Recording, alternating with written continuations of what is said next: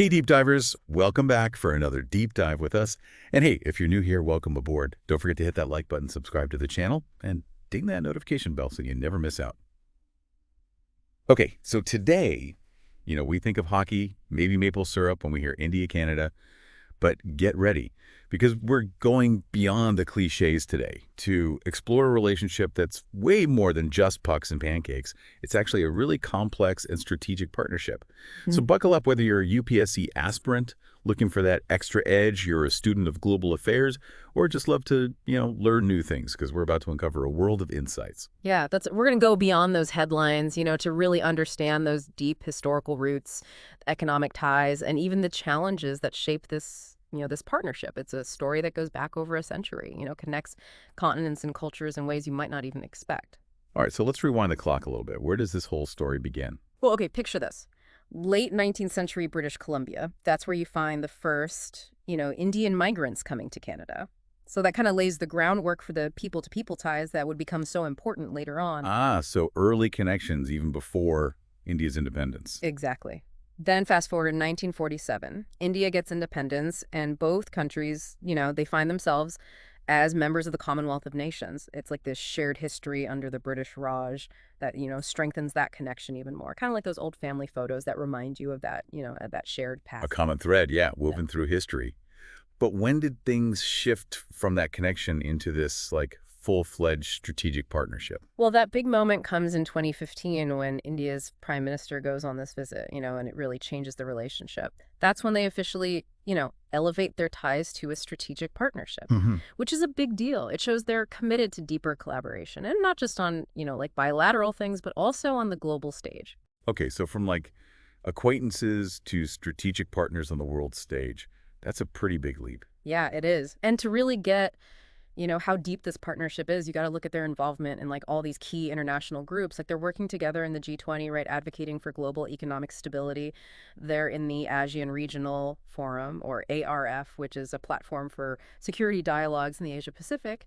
And of course, they're both active in the World Trade Organization, the WTO, shaping those global trade policies. Wow, tackling those global issues together. Yeah. But what about the human element? You mentioned early migration. How big is the Indian diaspora in Canada today? Oh, it's massive. Canada has 1.6 million people of Indian origin, which is over 3% of their whole population. So that's a huge number.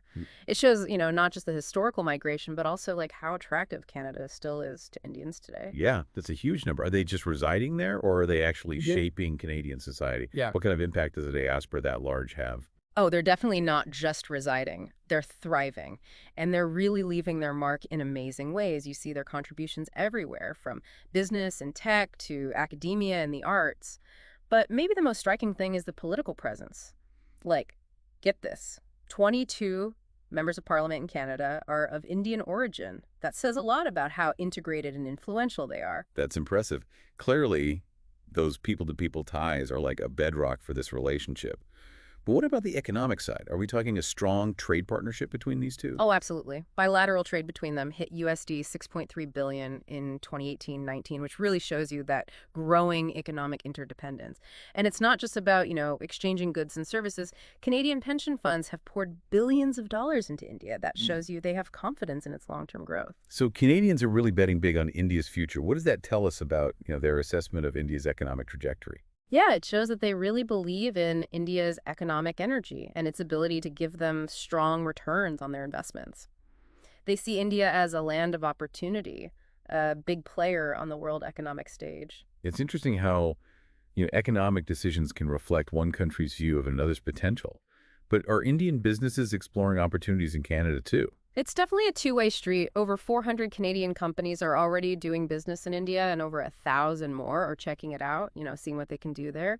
And then you have Indian companies making their mark in Canada, especially in areas like IT software, steel, natural resources, banking. So a real exchange of investments and that entrepreneurial spirit sounds like a win-win. Yeah, it has that potential for sure. And to make this economic cooperation even more official, they're working on agreements like CEPA, the Comprehensive Economic Partnership Agreement, and also the BIPPA, the Bilateral Investment Promotion and Protection Agreement. These agreements are designed to, lower those barriers to trade, boost investment, and just strengthen those economic ties even further. So it's not just about what's happening now, but actively building for future growth. This partnership seems to be doing well. History people, economics. But there's going to be more to the story, right? You're right. This relationship goes way beyond just those foundational pieces. It goes into areas you wouldn't think of right away, like energy science and even space exploration. Okay, now you've got me curious. Tell me more about those unexpected areas of collaboration. Okay, so let's start with energy. India and Canada, they've got this thing called an energy dialogue, but it goes way beyond just like oil and gas, the usual suspects. They're working together on electricity generation, renewable energy sources, and even energy efficiency technologies. It's a pretty comprehensive approach, to tackling those 21st century energy challenges. It's an energy dialogue. Sounds very official, but the implications are really practical. Any concrete examples of this cooperation? For sure. And the Indian Oil Corporation, they've actually invested in a Canadian LNG project over in British Columbia. LNG, liquefied natural gas. This shows they're serious about actually working together, not just talking. That's a perfect example of how these dialogues turn into real projects. Yeah. But what you mentioned, nuclear cooperation, too. That's a sensitive area, right? How does that partnership even work? Yeah, you got to be careful with that one. Nuclear technology, it's not something you take lightly. But India and Canada have this nuclear cooperation agreement, and it's all about peaceful uses of nuclear energy. Canada supplies uranium to India, and they work together on those civil nuclear projects, always following those strict international safeguards. So harnessing nuclear energy responsibly for development. Makes sense. But you also mentioned science and tech. What are some of those cutting-edge areas where they're working together? Okay, think about like the frontiers of innovation, right? Artificial intelligence, AI, nanotechnology, even 3D printing. India and Canada are really pushing the limits there, and they've realized, hey, why not join forces to speed things up? They've got joint programs for research, healthcare, agriculture, even waste management, tackling some of those big global problems. Wow, from the atom to the algorithm. Their scientific partnership is all over the place. But you said something about cold climate studies, too. Are they building like an igloo research lab together? Not quite an igloo lab, but yeah, they're doing Arctic research together. That region up north, it's feeling the effects of climate change the most, and understanding what's happening there is super important for the whole planet. So India and Canada, they're teaming up to study those changes and come up with ways to, deal with them and adapt. So fascinating. From the tropics to the Arctic. Their scientific collaboration really does span the globe. And then there's space exploration. What's happening there? Well, ISRO, that's India's space agency, and the Canadian Space Agency, they've got a long history of working together, Earth observation satellites, communication tech, and they even launched a Canadian nanosatellite from India a while back. It shows how they can use each other's strengths in this, really specialized field. It's amazing how their partnership reaches from the ocean depths to outer space. But let's come back down to Earth for a second and talk education. We know tons of Indian students go to Canada to study, but is there more to it than that? Is there like a deeper educational exchange happening? Oh, yeah, definitely. India is actually the #1 source of international students in Canada. Over 200,000 Indian students are getting their higher education there. And to keep that knowledge flowing, they've renewed their Memorandum of Understanding on Higher Education, or MOU for short. It shows they're committed to even more collaboration. That's a serious number of students. What are some of the things they're doing to make sure this exchange goes both ways? One program that's really cool is GIN, the Global Initiative for Academic Networks. It brings top Canadian professors to Indian institutions to teach and do research.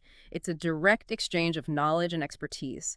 Imagine having world-renowned professors from Canada sharing their insights with students in India. It's a fantastic opportunity. It's like bringing the best of Canadian academia right to India's classrooms.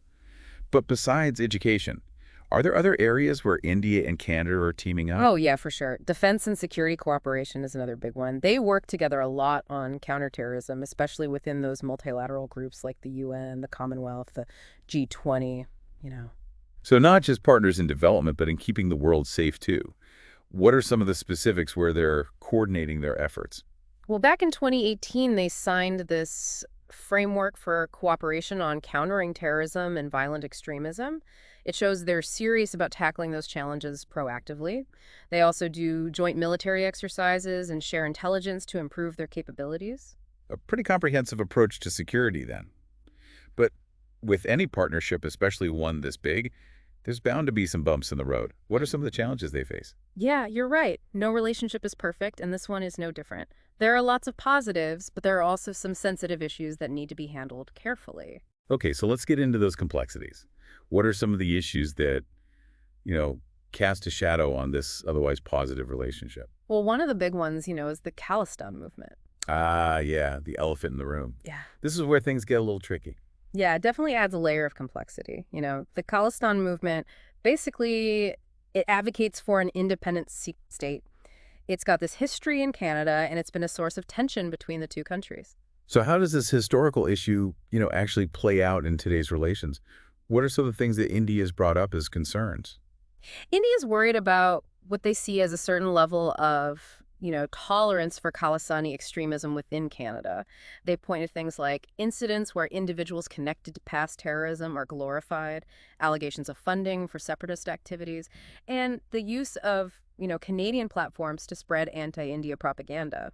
And how's Canada responded to these concerns? How do they balance addressing those while also upholding their own values? Well, Canada's always maintained that freedom of speech and assembly are like core values for them. But they've also condemned all forms of terrorism and extremism. They're trying to find that middle ground, a way to address India's worries without looking like they're suppressing their own citizens' rights. It's a tough balancing act, for sure. It's like walking a diplomatic tightrope. What are some concrete steps both sides could take to kind of de-escalate those tensions and build up trust again? On Canada's side, maybe they could do more to stop the glorification of terrorism and the funding of those extremist activities. Working more closely with India on intelligence sharing, tracking down people involved in illegal stuff. That could help build trust, too. And what about India? What can they do to encourage a more, constructive dialogue? Well, India could focus on building more trust, both with the Canadian government and with the Sikh community in Canada. It's important to emphasize that their concerns aren't about the whole community. They're focused on those who are actively promoting violence and separatism. Having those open and honest conversations with Sikh leaders in Canada could really help ease things up.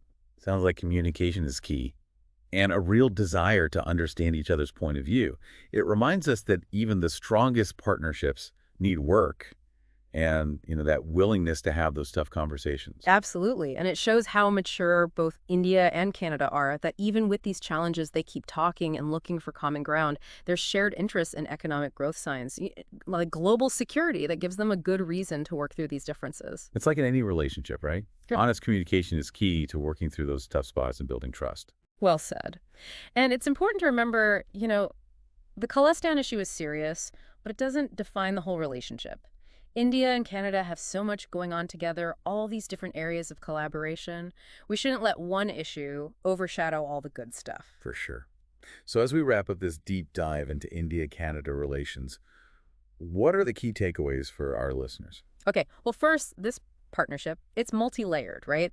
It's got history woven in economic ties, a vibrant diaspora, and collaborations that go from energy to space exploration. It's amazing. It shows us that international relations are rarely simple. Exactly. Second, despite the challenges, this partnership has huge potential for both countries. They've got shared values, their economies complement each other, and they're both committed to global issues.